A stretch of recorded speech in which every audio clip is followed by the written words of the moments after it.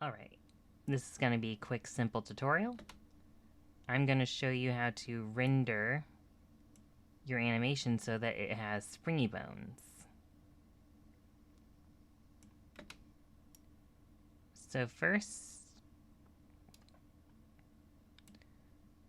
make sure you have the add-on installed. If you don't, go ahead and go down below and install the add-on. So in order to install it though, you'll need to unzip the folder and then go through Edit, Preferences, Add-ons, Install, and then find the Python file in the unzipped folder. Now, in order to begin using Springy Bones, I'm assuming you know how this works. So you just select one of the bones you want, and when you have it installed, underneath the green bone, underneath the running man, there should be a little Springy Bones tab. Pop that open, and interactive mode is when you're just like playing around with it. So you can see how it works. Animation mode is when you're actually animating with it.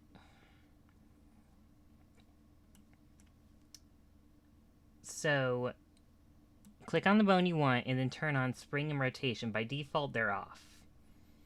So, a quick rundown of settings. Bounciness is the bounciness and elasticity of it. The higher the value, the more bounce. Speed is how quickly it'll snap back to the original position. And then gravity is the vertical force applied to it. So if this was like lower in the negative range, this would be higher and would act like there's like no gravity on it. And then if it was higher up in value, it would act like there was a bunch of gravity on it pulling it down. Influence is the global influence of the spring motion. And so that's a quick rundown. I don't know much about colliders, so I will look into that later probably. So, to render it, there are two ways you can do this, all of which will give you the rendering you want. First, viewport render. Go back to object mode, and I like to go into the camera so that I'm from the camera's view, and we're going to render this from the viewport.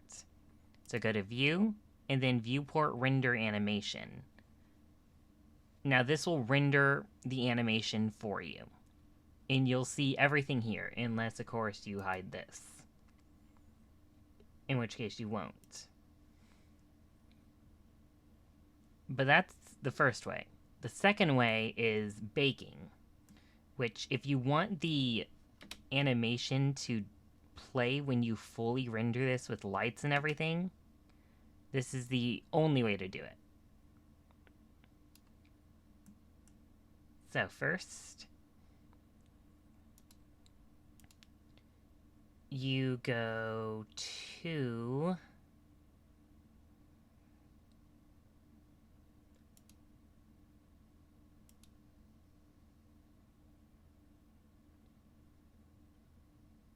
hang on, give me a second. Oh, now I remember. Okay. First, you go back into pose mode. And the reason why I have all these extra frames is I've already done it. But you will select all the bones that have the springiness to them. So wherever you put springy bones on and turned on the settings, spring and rotation, that's where you go to. Select all of them. And then you're going to go to here. So once you have all of them selected, you're going to go here to animation and bake action. You will turn on only selected bones, visual keying, clear constraints, and overwrite current action. And then you will bake it. Make sure the start and end frame are exactly the same as what you're working with.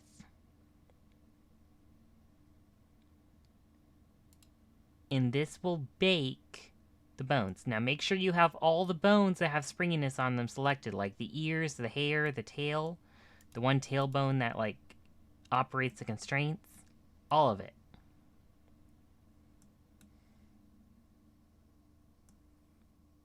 Just only the bones that have the springiness on them. And when you render it, it will bake the animation for you.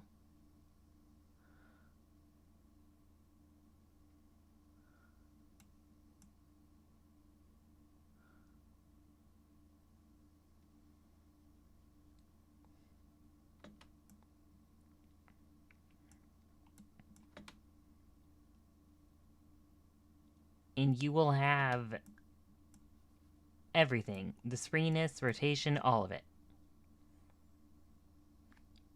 Now this is just a quick, simple tutorial, but I really hope this helped you if you're having trouble with springy bones.